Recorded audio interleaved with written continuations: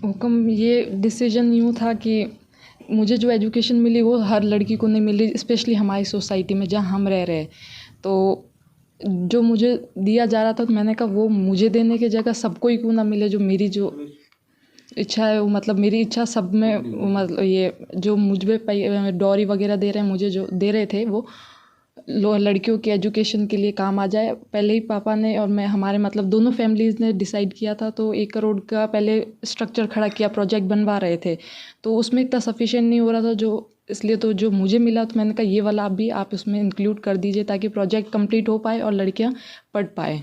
एक लेटर लिखा तो गया था, बस एक लेटर एक पेज पे लिखा था और वो दे दिया गया था हमने बस। और उनने वो फिर स्वामी जी आए थे, प्रतापपुरी जी आए थे? जी आए थे, आशीर्वाद भी दिया था, आए थे मिलने हमसे। दहेज का ऐसा कुछ नहीं था, ये 2-3 साल पहले से जब से प्रोजेक्ट स्टार्ट हुआ है छात्रावास वाला, तब से ही था। तो जो मुझे मिला वो मैंने भी इसमें भी इंक्लूड करवा दिया। अच्छा, हुक्म यूँ है कि लड़कियों को बाहर नहीं भेजते, स्पेशली डर के चक्कर में कि आज की जो सोसाइटी है, जो हम केसेस सुनते हैं इसके चक्कर में। जब मुझे भेजा गया तब भी पापा को खूब टॉन्ट सुनाए गए थे, तो कि क्या ये पढ़ के कौन सा RS IAS बन जाएगी, स्पेशली यही चीज़ थी मेन। तो उसके लिए मुझे पापा ने भी मतलब सबसे लड़ा झगड़ा, फैमिली वालों ने भी सपोर्ट किया, मेन तो पापा ही थे जिनने सपोर्ट किया, पढ़ाया लिखाया। तो मैं चाहती हूँ कि जैसे मुझे एजुकेशन मिली वो हर लड़की को मिले जी। इसकी तो खुशी सबको, क्या मुझे क्या बल्कि हर लड़की को होगी कि मेरे कारण किसी को पढ़ने को मिलेगा, किसी के लिए हॉस्टल भी खुल रहा है तो सबको खुशी होगी, मुझे भी खुशी है, सबको खुशी है। उन्हें यही कहना चाह रही हूँ कि आप सबको सपोर्ट सब मतलब मिलके ऐसे इसी तरीके से कोई ना कोई कदम उठाते रहे, सपोर्ट करते रहे, ताकि जो नहीं पढ़ पा रही है लड़कियाँ वो पढ़ पाए और अपने पैर पे खड़ी हो पाए। क्योंकि एजुकेशन सिर्फ जॉब के लिए नहीं होता है, एजुकेशन अपनी खुद के स्टैंड के लिए होता है। इन फ्यूचर हम कभी भी लड़खड़ाए या कहीं हमें कोई रास्ता नहीं हो तो एजुकेशन सपोर्ट सिस्टम होता है। वो तो अब आप क्या ही बताऊँ, बहुत ही खुश होंगे अब तो।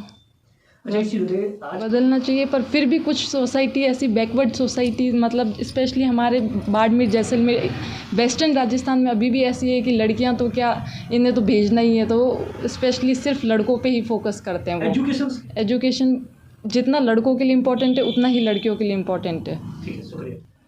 एक ही है कि मैं अपने आप को ये महसूस करता हूँ कि बेमाता ने पहले ऐसी घर लक्ष्मी आई है अंजलि जैसी। तो थोड़ा सा ला रही है वो कर देगा, ये सब सेट कर देगा बेफिक्र। किशोर जी, जो आपने बालिकाओं के छात्रावास के लिए 1 करोड़ रुपए दिए थे, क्या ज़रूरत थी और किस तरीके की आपको कमी महसूस हुई थी और उसके बाद में आपने ये कदम उठाया था? मेरे परिवार की, हम भाइयों की सबकी इच्छा थी बालिका शिक्षा में यहाँ कुछ कमी रह रही थी, तो क्यों न अपना थोड़ा सा सहयोग हो।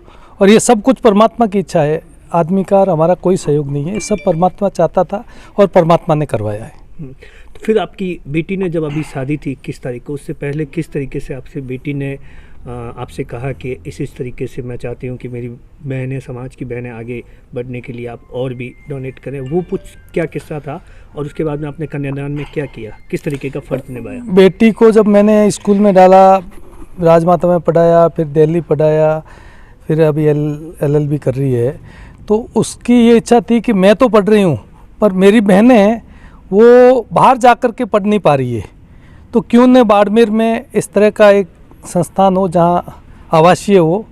तो उसकी एक कमी थी, तो उस कमी की उसकी एक अंदर की टीस थी, उसको लेकर के हमारे परिवार में शुरुआत की थी।